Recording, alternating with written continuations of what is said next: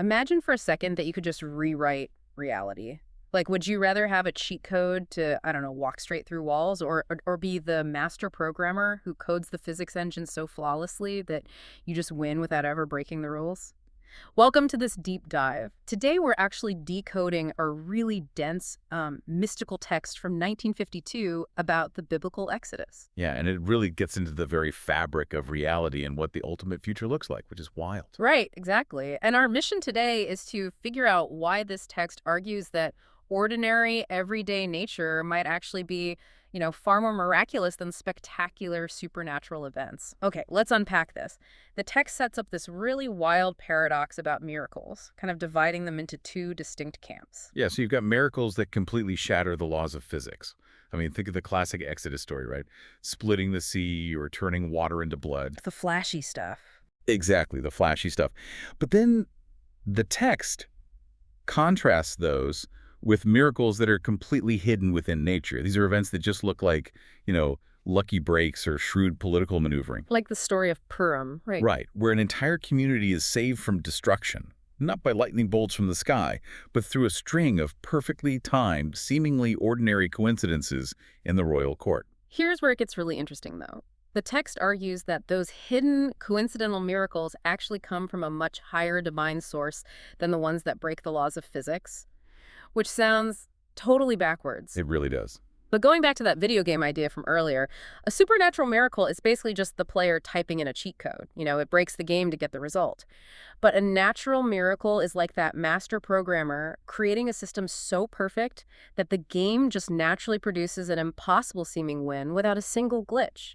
What's fascinating here is the underlying logic of why that hidden miracle is considered superior. A supernatural miracle simply overpowers reality. It forces nature to submit by, crushing its rules. A brute force approach. Exactly. A natural miracle, however, proves absolute mastery over reality. It gets nature itself to willingly execute the divine will without ever breaking character, so to speak. The system doesn't have to be destroyed to do what it was meant to do. Well, if nature is actually this ultimate canvas that doesn't need to be destroyed, that completely changes what the endgame looks like. The text says the ultimate future isn't about our souls just escaping this physical world to float on a cloud somewhere. No, it's about elevating the physical world itself to a point where these hidden natural miracles become completely visible to us. I will show you wonders, as the text puts it. Right. And it pushes that concept even further. It states that in this ultimate future, the physical body will actually sustain the spiritual soul. The entire dynamic we experience right now will be completely flipped. Okay, wait, I have to push back on that for a second. Aren't we taught by basically every philosophy ever that the spiritual soul is the higher element? Yeah, usually. Like the body is just the temporary, flawed shell. Are you telling me my physical body, which currently just wants to sit on the couch and eat carbs, is somehow going to sustain my soul? I know, it sounds totally absurd. But the text clarifies a really profound mechanism here. Think about it. The soul is naturally spiritual. Being elevated is easy for it because, that's its default setting. Right, it's already there. Exactly. The physical body has a completely different default. It's inherently self-centered and physical. So when the body makes the active choice to submit to a higher purpose, that choice represents a much deeper truth.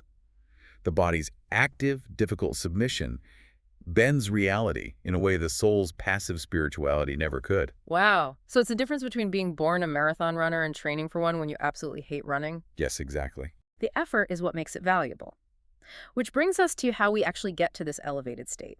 The text argues this transformation happens through our current everyday struggles, using this incredibly visceral analogy of making a shoe out of leather. Right, because to make a flexible, comfortable shoe, you have to take the thickest, most stubborn, unyielding animal hide and literally beat it, stretch it, and tan it until it softens. And the text connects that stubborn animal hide to our own human nature during this time of exile, which is basically a mystical term for our current historical state of feeling, spiritually disconnected or displaced. Yeah, so our daily grind of disciplining ourselves when we really don't want to is the tanning process. That makes a lot of sense. If we connect this to the bigger picture, doing what's right when it's incredibly difficult isn't just about your own personal self-improvement. It's the actual mechanism that upgrades the entire fabric of reality.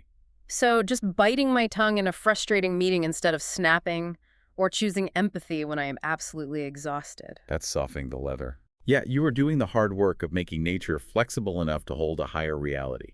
The mundane, frustrating moments are actually the most sacred workspace there is. So what does this all mean? It means your unglamorous daily grind has profound cosmic significance. You are the one softening the leather. You are the one bringing the highest level of reality into the physical world just by choosing to do the hard right thing on a random Tuesday.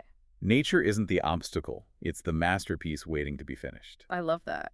Which leaves you with something to think about as you go about your day-to-day.